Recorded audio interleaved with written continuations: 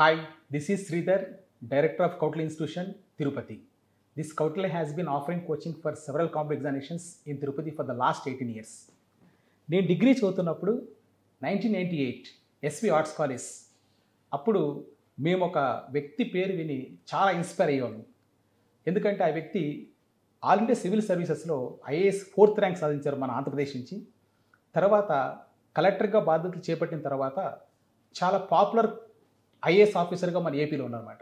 ఎందుకంటే ప్రకాశం జిల్లా, కృష్ణా జిల్లా ఇక్కడంతా కూడా చాలా మంచి మంచి సర్వీస్ చేసి మంచి పేరు ప్రఖ్యాతులు సంపాదించుకున్న ఐఏఎస్ ఆఫీసర్గా ఉన్నారు. ఆ తర్వాత ఆశ్చర్యంగా సమాజ సేవ కోసము అంత ర్యాంకు సాధించి సివిల్ సర్వెంట్గా ఉన్న వ్యక్తి సమాజంకి ఏదో చేయాలనే ఉద్దేశంతో ఆ పదవిని త్యజించి సమాజ బాటలో పడడం ద్వారా మరింత పాపులర్ అయ్యారు. మేము డిగ్రీ చదువుతున్నప్పుడు ఈ స్టోరీస్ విని చాలా ఇన్స్పైర్ అయ్యాను. ఇప్పటికే మీకు ఒక ఐడియా వచ్చి ఉంటుంది. ఆ వ్యక్తి ఆ తర్వాత లోక్ సత్తా అనే ఒక పొలిటికల్ పార్టీ కూడా స్థాపించారు. దానికి మునుపు 10 సంవత్సరాల పాటు యూత్తో ఇంటరాక్ట్ అయ్యి ఆంధ్రప్రదేశ్, తెలంగాణ రాష్ట్రాల్లో ఎంతోమందికి మోటివేషన్ కూడా చేశారు. ఆయనే మనతో ఉన్నారు, డాక్టర్ జయప్రకాష్ నారాయణ గారు. నమస్తే సార్. నమస్తే శ్రీ సార్. సార్, ఇప్పుడు మొదటి ప్రశ్న సార్, ఈరోజు నేను కొన్ని ప్రశ్నలు నా జీవితంలో నేను ఫేస్ చేసిన కొన్ని కన్సర్న్స్ కానీ, అబ్జర్వ్ చేసిన కానీ, స్టూడెంట్స్ ఇంటరాక్ట్ అయింది కానీ, ఇవన్నీ కలెక్ట్ చేసుకున్న కొన్ని క్వశ్చన్స్ సార్. మొదటగా దేంతో మొదలు పెట్టాలనుకుంటున్నానంటే, మీరు 26 ఇయర్స్ బ్యాక్ సార్, అంటే 1998లో మేము ఎస్వి ఆర్ట్స్ కాలేజ్లో డిగ్రీ చదువుతున్నప్పుడు మీరు మా గెస్ట్గా వచ్చి సెమినార్ ఇచ్చారు సార్. ఆ టైంలో ఇప్పటికీ మాకు గుర్తుంది. మేమంతా ఒక సెమినార్ హాల్లోకి వస్తే ఆ బయట హాకీ జరుగుతుందన్నమాట, అమ్మాయిలు అనమాట. అప్పుడు మీరు తమాషా కోసం ఏమన్నారంటే, బయట అమ్మాయిలు హాకీ ఆడుతుంటే కూడా మీరందరూ యూత్ ఇక్కడికి వచ్చి ఎడ్యుకేషన్ కోసం సో వచ్చారంటే చాలా ఆశ్చర్యంగా ఉందని అన్నారు. అక్కడి నుంచి చూసుకుంటే ఆ రోజు 26 ఇయర్స్ బ్యాక్ నేను చూసిన జేపీ సార్ ఈ రోజు కూడా ఎక్కడ మార్పులు వేశారు అంటే పర్సనాలిటీలో కానీ, మీ యాప్ట్యూడ్లో కానీ, యాటిట్యూడ్లో కానీ. అంటే మీరు ఎంచుకున్న ఒక ఫిలాసఫీకి లైఫ్లో ఫైట్ చేయడము, విలువలు, నీతి నియమాలు, తర్వాత మొక్కవని ధైర్యము, ఎన్నో ఆటుపోట్లు ఎదుర్కొన్నా కూడా అదే ఫిలాసఫీతో మీరు ముందుకు రావడం. దీంట్లో నేను చూసింది ఏంటంటే, చాలామంది ప్రస్తుతం యూత్లో ఈ స్టెడ్ ఫాస్ట్ డిటర్మినేషన్ వాళ్ళ లైఫ్లో కొరబడుతుంది సార్. చిన్న చిన్న వాడికే కూడా వాళ్ళు ఆత్మహత్యలు చేసుకోవడం కానీ, లేకపోతే డ్రగ్స్ కల్చర్ చూస్తున్నాను. ఇవన్నీ చూస్తుంటే మీరు ఈ విధంగా పర్సనాలిటీ, ఒక స్ట్రాంగ్ పాజిటివ్ యాటిట్యూడ్తో కూడుకున్న పర్సనాలిటీ షేప్ చేయడము, దానికి స్టిక్ అవడం. సో దీనికి మీరు ఇచ్చే సలహా ఏంటి సార్? శ్రీధర్, 2 విషయాలు. మనం చిన్నతనంలోనే జీవితం ఏమిటని కొంత అవగాహన కావాలి.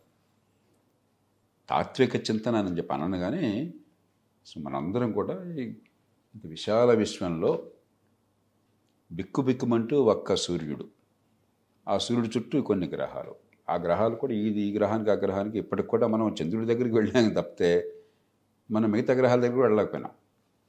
ఇక వేరే నక్షత్రాలు మన ఊహకే అందం. బిక్కుబిక్కుమంటూ ఈ భూమి ఉంది. ఈ భూమి మీద మాత్రమే మనకు తెలిసి జీవరాశి ఉన్నది. మనందరం పోవలసిన వాడే. మనకి ఎన్ని లంపటాలు ఉన్నా, ఎన్ని కోరికలు ఉన్నా అందరం పోవలసిన వాడే. కాబట్టి ఉన్న కాలంలో మన జీవితం ఎందుకు? మనిషికి మాత్రమే ప్రకృతిని నమ్మితే ప్రకృతి, లేకపోతే దేవుడిని నమ్మితే దేవుడు మీకు చైతన్యాన్ని ఇచ్చారు, ఆలోచించే శక్తిని, స్పృహని, తనను గురించి తాను ఆలోచించడాన్ని. ఇప్పుడు ఈ చర్చ జంతువులకు లేదే. ఏ జంతువుకి ఒక అరణ్యంలో సభ పెట్టుకుని ఇలా మాట్లాడుకునే వాళ్ళు ఎవరన్నా? కాబట్టి మనకు మాత్రమే ఉంది. కాబట్టి నాకున్నటువంటి ఆలోచన ఏమిటి, నాకున్న శక్తి సామర్థ్యాలు ఏంటి, నేను జీవితంలో ఏం చేయాలి, ఎందుకు వీటిని ఉపయోగించాలనేది ఒక స్పష్టత ఉంటే చాలా విషయాలు తేలికైపోతాయి. ఇప్పుడు మీరు అన్నారు అందాక, పాపం పరీక్షల్లో మంచి ర్యాంకు రాలేదనో, లేకపోతే ఫలానా దానికి వెళ్ళలేకపోయినామని చెప్పనో నిరాశపడడం, ఇది ఎందుకు వస్తుందంటే ఆ జీవితంలో స్పష్టత లేక. ఒక విలువైన జీవితాన్ని, నిండు జీవితాన్ని పాపం అన్యం పొందినటువంటి అమాయక యువత కేవలం అమాయకత్వం వల్ల, పెద్దగా ఆలోచించకపోవటం చేత చిన్న విషయాలని పెద్దగా ఊహించేసుకుని, భూతంలాగా ఊహించేసుకుని దానికి ప్రమాదాన్ని కొని తెచ్చుకుంటున్నారు. ఉదాహరణకి పరీక్షలు ఉన్నాయి. పరీక్షలు కాదు ముఖ్యం, ఏం నేర్చుకున్నావు ముఖ్యం. ఆ నేర్చుకుని ఎలా ఉపయోగిస్తున్నావు అన్నది ముఖ్యం. ఆ ఉపయోగించేది మనకి చుట్టూ ఉన్న వాళ్ళకి ఉపయోగపడాలి, ఇంకో నష్టం జరగకుండా. అది ముఖ్యం తప్ప పరీక్షలో మార్కులు ఎన్ని వస్తాయని కావాలి, సర్టిఫికేట్ 4 తీసుకోవడం కూడా పనికిరావు. ఊరికి ఎవరు అనుకుంటారు తప్పితే. ఇప్పుడు మీరు అన్నారు ఇందాక ఐఏఎస్ ర్యాంక్ నేను ఐఏఎస్ అన్న మాట చెప్పుకుని నా నోటి నుంచి ఇంతవరకు ఆ మాట రాలేంతవరకు నా జీవితంలో 44 ఏళ్ళు ఐఏఎస్ చేరిన తర్వాత ఈ 44 ఏళ్ళ జీవితం నేను ఐఏఎస్లో చేశానన్నమాట నేను ప్రభుత్వంలో ఉన్నప్పుడు కానీ ఇప్పుడు కానీ ఒక్కసారి కూడా పరిచయంతో రాలా, నా నోటి నుంచి రాలా. మీరు గమనించారు నాకు తెలియదు, ఎవరితో కూడా ఎట్టి పరిస్థితుల్లో కూడా. అట్లాగే ఫలానా పదవి అని చూపెట్టినవాడు వాడు పనికిరాడు. నేను ప్రభుత్వంలో ఉద్యోగంలో ఉన్నప్పుడు కూడా మా డ్రైవర్లు వాళ్ళంతా కూడా కారుకి లైట్ పెట్టేవాళ్ళు. నేను మొట్టమొదట చేసే పని ఆ ఉద్యోగంలో చేరగానే ఆ లైట్ తీసిపారేయటం. ఓకే, బొగ్గ లైట్ తీసేశారు. అలాగే రాజభవన్లో ఉన్నప్పుడు రాజభవన్లో కార్లకి నేషనల్ ఎంబ్లం పెడతారు, 3 సింహాలు కనిపించేది. అది చాలా తప్పది. రాష్ట్రపతికి గవర్నర్కి వాళ్ళు వెళుతున్నప్పుడు అధికారికంగా ఉండాలి తప్పితే ఉండకూడదు. నేను తీసిపారేసేవాడిని. ఇతర అధికారులు బాధపడ్డాడు, ఇదేంటి సార్ మనకి ఇది ఒక్కటే ప్రివిలేజ్ ఉంది. అది ఏం ప్రివిలేజ్ ఇది? ఈ జాతి చిహ్నాన్ని మనం అవమానపరుస్తున్నాము, ఈ జాతిని అవమానిస్తున్నాము, తప్పది. ఇది లేకపోతే నీకు ఏమైనా నష్టం వచ్చిందో చెప్పి నాకు అని చెప్పేవాడిని. అంచేత ఇవన్నీ ఏంటంటే ఇప్పుడు మీరు రోడ్డు మీద వెళుతుంటే వాడు కారు ఎర్ర అక్షరాలతో పెద్ద అక్షరాలతో వాడు ఫలానా ఎమ్మెల్యే, ఫలానా ఎంపీ, లేకపోతే ఫలానా పంచాయతీ సర్పంచి, లేకపోతే మరి ఇది ఇతరుల కంటే పెద్దవాళ్ళంగా కనిపించాలన్నటువంటి తపన ఎందుకో ఏమిటి అర్థం కాకుండా, అలాగే 10 మంది ఏమనుకుంటారన్న భయము తప్ప లక్ష్యం లేనటువంటి పోరాటం అయిపోయింది. అందుకనే యువతలో కొన్ని సందర్భాల్లో డిప్రెషన్ రావడం కానీ ఆత్మహత్య గురవడం కానీ కేవలం పెద్దవాళ్ళ తప్పు. అధ్యాపకులు కావచ్చు, కుటుంబం కావచ్చు, చుట్టూ ఉన్న సమాజం కావచ్చు. జీవితాన్ని గురించి సరైన దృక్పథం ఉన్నట్టయితే, మనను గురించి మనం తెలుసుకున్నట్టయితే, ప్రతి మనిషిని దేవుడిని నమ్మితే దేవుడు సృష్టించాడు. ఏ ఇద్దరు మనుషులు సమానం కాదు. ఒక్కొక్కళ్ళకి మీకున్న మనసులో ఉన్న ఆలోచనలు నాకుండవు, మీకున్న కొన్ని రంగాల్లో ప్రతిభ నాకుండదు, నాకు కొన్ని రంగాల నైపుణ్యం ఇంకొకరికి ఉండకపోవచ్చు. కానీ మనకున్నటువంటి నైపుణ్యం, ఈ ప్రకృతి మనకిచ్చిన శక్తి సామర్థ్యాలు మనం ఏ రకంగా ఉపయోగించుకోగలం అత్యుత్తమంగా అన్న ఆలోచన చేసుకుంటే చాలా భయాలు విడిపోతాయి. నాలాంటి వాళ్ళకి అదృష్టం ఏంటంటే మా తల్లిదండ్రుల ఆశీస్సుల వల్ల కావచ్చు, అధ్యాపకుల చలవ వల్ల కావచ్చు, ఆనాడు సమాజంలో ఉన్న వాతావరణం వల్ల కావచ్చు, చాలా చిన్న వయసులోనే జీవితం ఎందుకని చాలా స్పష్టంగా అర్థమైంది. 18 ఏళ్ల వయసులో నేను చాలా స్పష్టమైన నిర్ణయం తీసుకున్నాను. నాకున్నటువంటి తెలివితేటలు, నాకున్న అవకాశాలు ఈ దేశంలో, ఈ సమాజంలో మంచి మార్పులు, ఎలాంటి మార్పులు వస్తే ఈ సమాజంలో అందరికీ న్యాయం జరుగుతుంది, అలాంటి మార్పులు రావడం కోసమని చాలా స్పష్టంగా 1974లో నిర్ణయం చేసుకున్నాను. 73, 74లో. అప్పటి నుంచి ఇప్పటిదాకా నేను మారలా ఆ విషయంలో.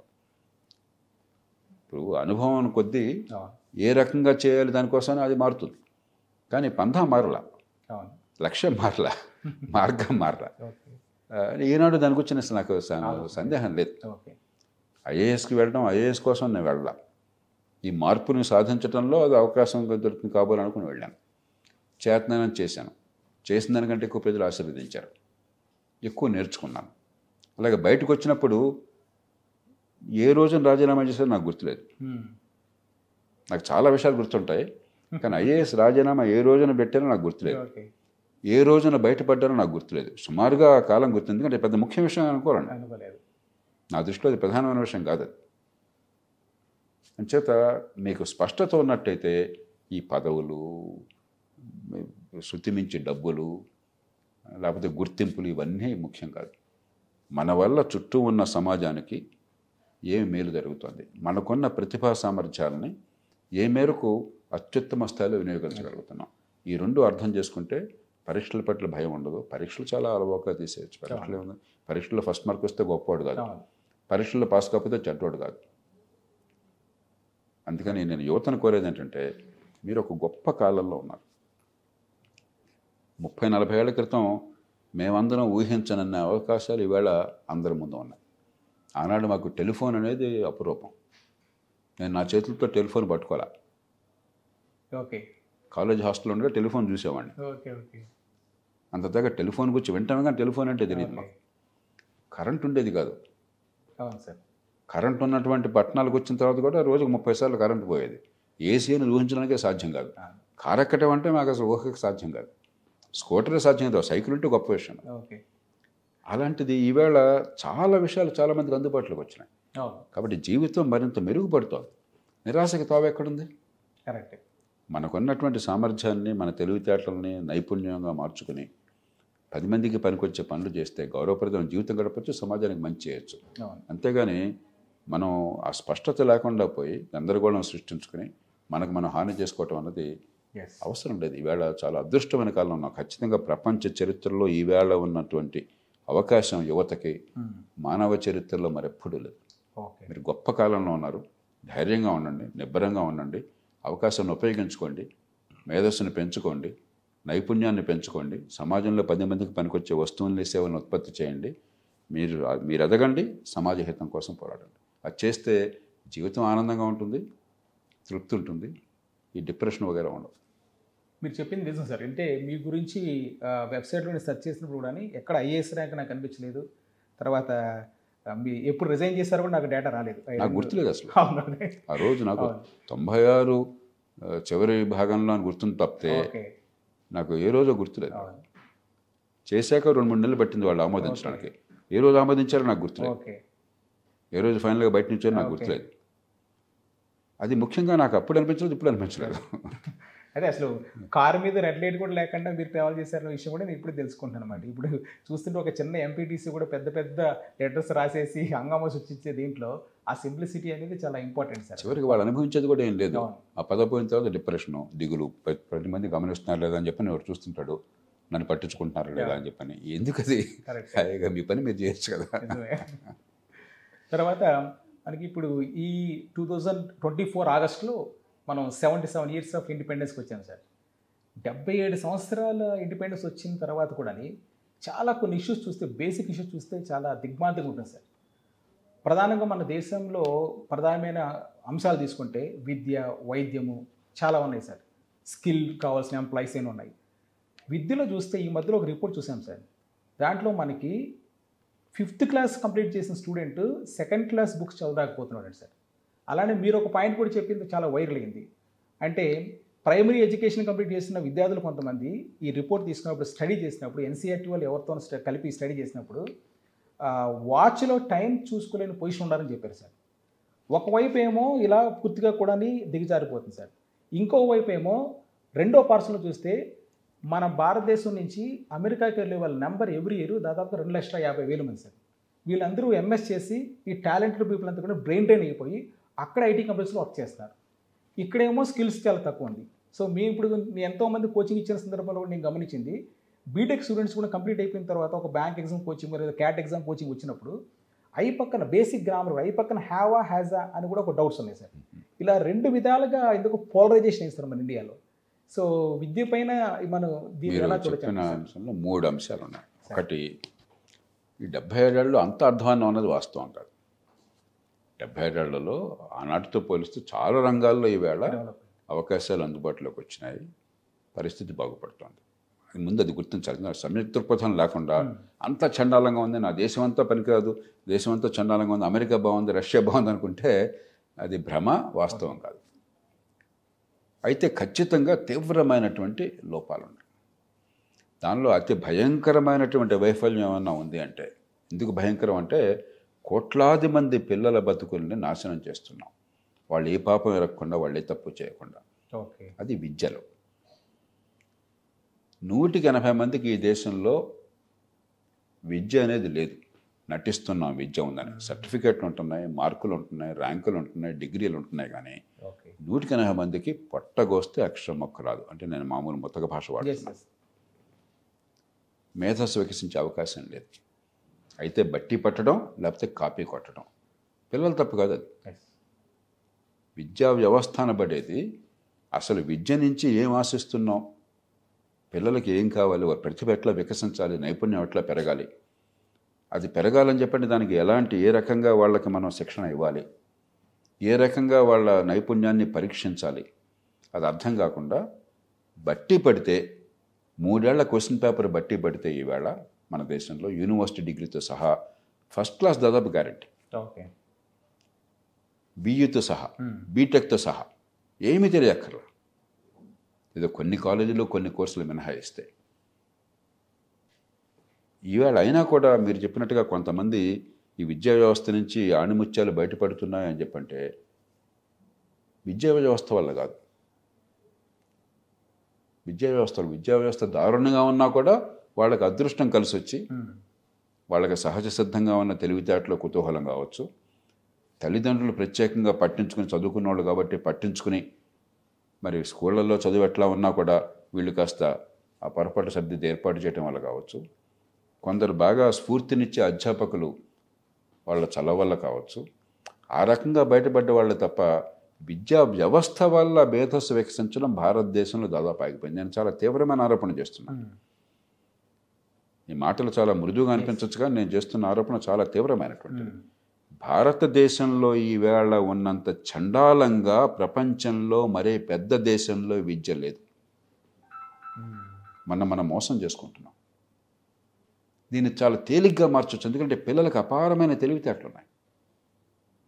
తెలివితేటల్లో పిల్లలు ఏ దేశంలో ఎవరికీ తక్కువ కాదు. ఏ కులమైనా, ఏ మతమైనా, ఏ ప్రాంతమైనా, గ్రామాల్లో పెరిగినా, పట్టణాల్లో పెరిగిన తెలివితేటలను దేవుడు అందరూ సమానంగా పంచాడు. దేవుడు జాగ్రత్తగా చూసి నువ్వు పట్టణంలో పెరిగావు, నువ్వు ఫలానా కులంలో పెట్టావు, ఫలానా మగవాడి నువ్వు ఆడ ఇలా అనుకోవాలి దేవుడు. ఇప్పుడు దేవుడిని నమ్మితే మీరు తెలివి కాస్త అటు ఇటుగా సమానంగా పంచింది. తెలివిని బయట తీయడంలో మన సమాజం ఘోరంగా విఫలమైంది.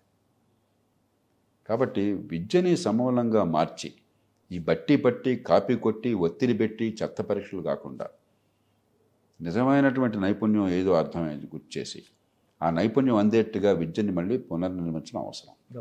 ఎందుకంటే డబ్బులు కొరత కాదు, విద్య మీద బోల్డంత డబ్బులు ఖర్చు పెడుతున్నాం. 3% జీడిపిలో మనం ఖర్చు పెడుతున్నట్టు చూసాం సార్ ఇండియా తరఫున. ఆ 3% జీడిపి ఒక్కటే చాలు చూస్తే. కొంతమంది తెలుసో తెలియకో 6% ఎందుకు ఖర్చు పెట్టలేదు అంటారు.